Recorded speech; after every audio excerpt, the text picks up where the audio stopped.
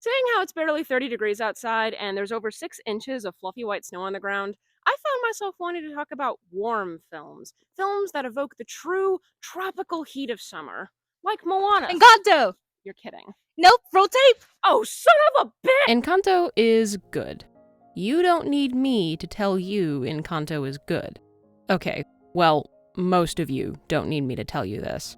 God, why are people so freaking predictable? But we need to stop talking about Bruno. Yeah. Encanto has been sufficiently dissected by dozens of other critics. Its themes are common knowledge at this point, and the soundtrack has successfully embedded itself into society's collective consciousness. Love him or hate him, Lin-Manuel Miranda sure knows how to compose a catchy hook. Silent E is a ninja. Silent E is a ninja. I never planned on talking about this movie on the channel. If I'm going to put forth the effort to write, record, and edit a video essay, then I want its thesis to be fairly unique. The last thing I want to do is pump out redundant, uninspired content that completely wastes your time. Why now am I throwing my hat into the ring this far removed from the film's zeitgeist? Truth be told, my thoughts on this movie haven't really changed. I liked it when I first saw it in theaters, I loved it when I rewatched it on Disney+, and I got sick of its popularity like every other basic bitch on the planet. But over the past 4 years, my emotional response to it has evolved significantly.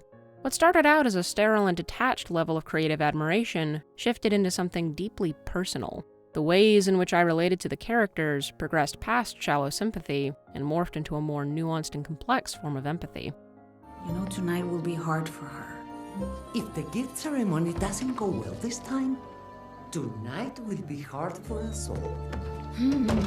The film became my three-dimensional Rorschach test, a gateway to understanding my complicated relationship with the term family.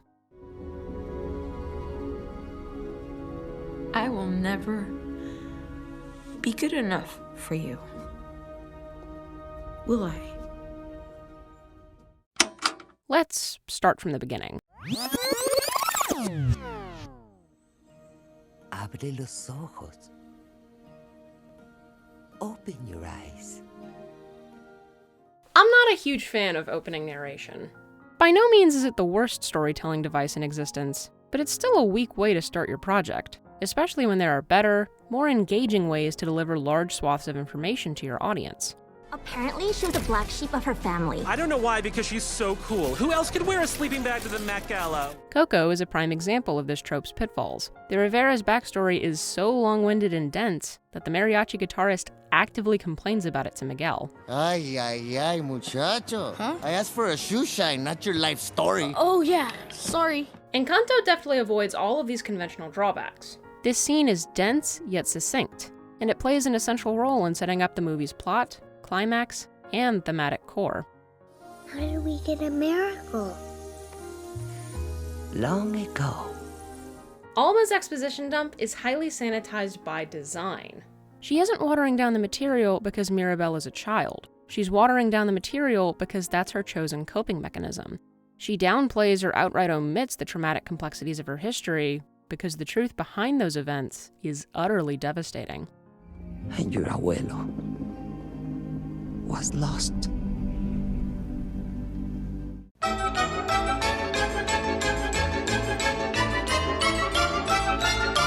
Ay, oruguitas, no se aguanten más, hay que crecer, aparte y volver, hacia adelante seguirás. Yeah, machetes rank fairly high on the gruesome murder weapon scale. Using context clues such as the characters' outfits and Bruno's phonograph, we can surmise that Encanto takes place sometime during the 1950s, which means that Alma, Pedro, and the other refugees were likely fleeing the Thousand Days' War. This period of Colombian civil unrest began on October 17, 1899, when fighting broke out amongst the conservatives and liberals. The former favored a strong central government, limited voting rights, and strong links between the church and state. The latter wanted stronger regional governments, universal voting rights, and a division between church and state. After an estimated 180,000 casualties, the conflict officially came to an end on November 21, 1902, with the conservatives emerging victorious. Colombia has been a unitary state ever since. Bummer. Huh? This is a bummer, man. Alma's life post-miracle is defined by fear. She's terrified of losing her home again, terrified of losing more loved ones, terrified of losing the miracle that saved her in the first place. Look around. We must protect our family, our Encanto. We cannot lose our home. These fears, justified though they may be, serve as the first cracks in Casita's foundation. There is nothing wrong with La Casa Madrigal. The magic is strong. And so are the drinks. I am not fucking drunk. Can you tell the time? Yes. I am not fucking drunk. Canadian physician and author Dr. Gabor Mate once wrote, "The attempt to escape from pain is what causes more pain. The essence of trauma at its purest level is disconnection from the self." By suppressing her agony and letting the miracle supersede her identity, Alma created a stifling home environment. Our community is counting on us. La Familia Madrigal! La Familia Madrigal! The Madrigals all physically live together under the same roof, but each of them experiences a brutal form of emotional isolation. No one is allowed to express their true thoughts or feelings. There are too many burdensome expectations to meet, too many warranted reasons to anticipate rejection. Such a perfect match. So perfect. And so good for the Encanto.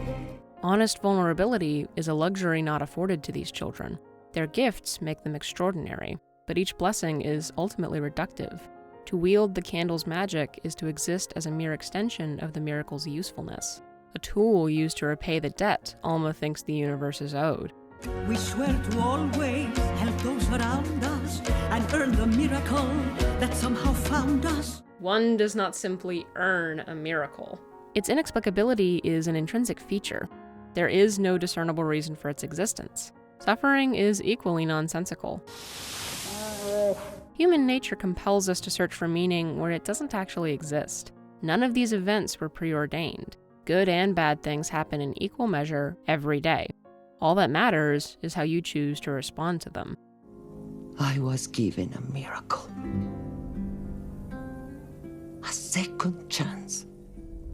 And I was so afraid to lose it that I lost sight of who our miracle was for. Children who are raised in dysfunctional families tend to take on specific roles in an attempt to balance out the group's unhealthy dynamics. These jobs are never explicitly stated, nor are they actively chosen by any of the kids. They are forced upon each child through a subtle system of rewards and punishments. With our perfect Isabella, we'll bring a new generation of magical blessings and make both of our families stronger. According to writer and psychoanalyst Heidi Priebe, the 6 most commonly accepted roles are as follows. The hero, a compulsive overachiever who makes the family look normal and well-adjusted. The mascot, a jovial and good-natured kid who takes it upon themselves to lighten the mood. The lost child, a quiet and unassuming individual who has learned to keep their head down so as to please other people. The enabler, a child who unintentionally reinforces the status quo by assuaging the adult's fears and anxieties. The golden child, everyone's clear and obvious favorite who inherited all of the parents' quote-unquote best qualities. And of course, the scapegoat, the problem child who sees the family's dysfunction and is thusly a threat to the group's image. The magic is strong! Everything is fine! We are the Madrigals! Did Alma intend for any of these consequences? No. Of course not. But to once again quote Dr. Mate, children do not experience intentions, no matter how heartfelt. They experience what we manifest in tone and behavior. Peppa, you have a cloud! Human beings are social creatures. We long for meaningful connections, but the families we're born into don't always provide us with the emotional support we need. As a result, we subconsciously choose to sacrifice our authenticity in order to belong with our blood relatives. Mira, my brother Bruno lost his way in this family. I don't want the same for you. Bruno was his generation's scapegoat. He was also likely their mascot given his more mischievous streak, but that's neither here nor there. I used to say my real gift was acting. I'm Jorge. I made the sparkle. We don't talk about Bruno essentially translates to we don't talk about the bad stuff. Any topic that alludes to a hardship is off limits, because living in superficial peace is better than acknowledging reality's harshness. No. I don't think that's right. It's easier to choose the comfort of ignorance when knowledge is painful and scary, but terrible things don't magically disappear just because you choose to ignore them. Hence why Bruno left, but didn't leave. You know, the mountains around the Encanto are pretty tall, and like I said, free food and everything. None of Bruno's visions actually cause the future. He simply sees things for what they are, which is why people think his gift is so disturbing. No one likes to be reminded of the trials and tribulations of aging, or death's inevitability. What if you didn't understand what he saw? Then you better figure it out, because it was coming for you. This is a fairly absolutist stance to take, especially since none of these people can be considered proactive. Have you tried taking better care of your pet or eating a healthier diet? Nope. I see. Bruno's gift is supposed to serve as a humbling factor.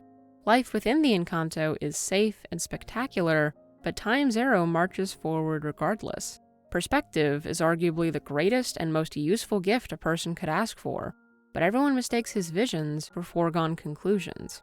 Your fate is sealed when your prophecy is read. Good guess, but actually no. Fish don't have long lifespans. Hair will eventually fall out, and gaining a few extra pounds is not the end of the world. Ugh, I am fat.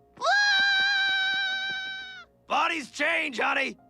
Bodies change. By vilifying the messenger, the townsfolk created a living ghost story. Bruno haunts the narrative like a horror villain because no one took the time to see or understand him, and he refused to let the same thing happen to his niece. You left to protect me? Unfortunately, Bruno's efforts are all for naught. His vision is discovered and promptly misinterpreted. Thus, the cycle of generational trauma continues to spin. The crack started with you. Bruno left because of you. I don't know why you weren't given a gift, but it is not an excuse for you to hurt this family.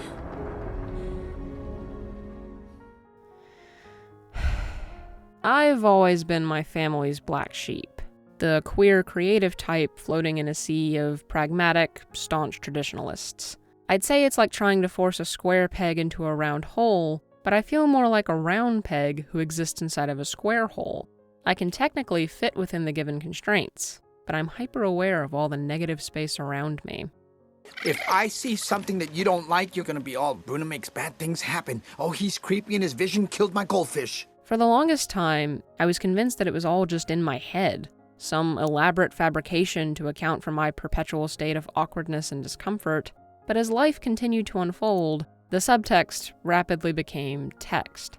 One of my paternal aunts told me over the phone that I ranked dead last on her list of favorite nieces and nephews. My maternal uncle went out of his way to buy Christmas gifts for everyone except me last year, and after I graduated high school, it was revealed in a group email chain that everyone always thought I was the idiot child.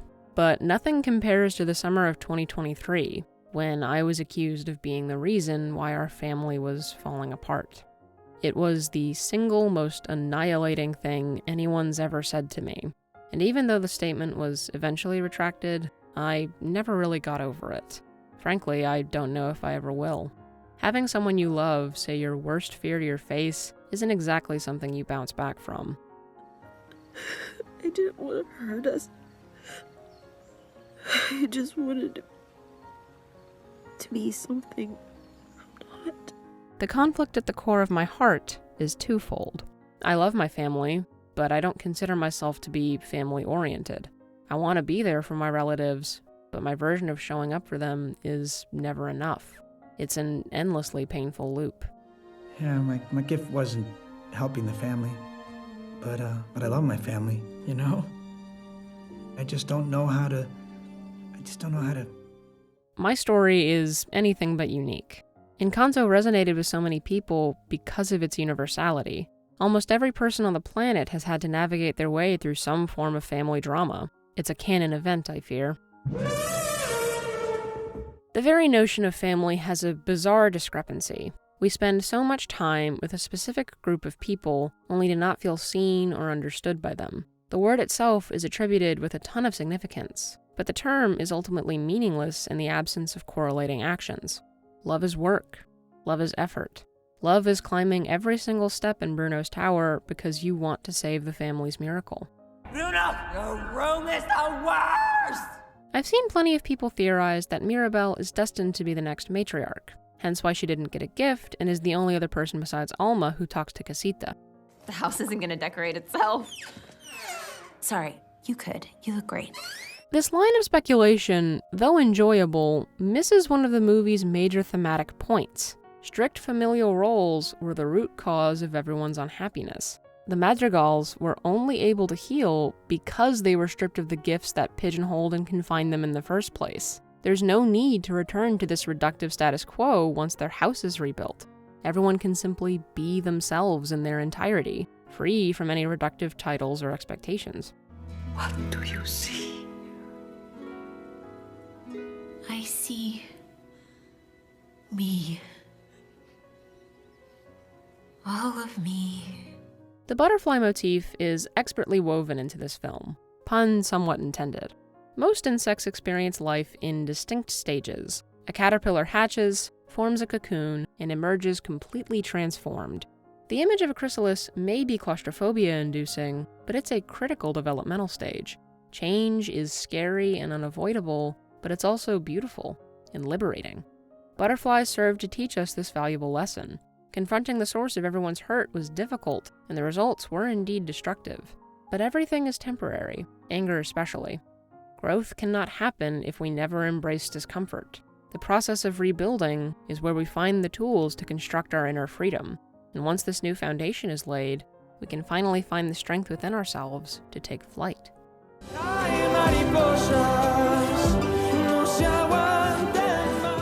Am I the only one that can't hear the word Mariposa without thinking about the animated Barbie film? Duty calls.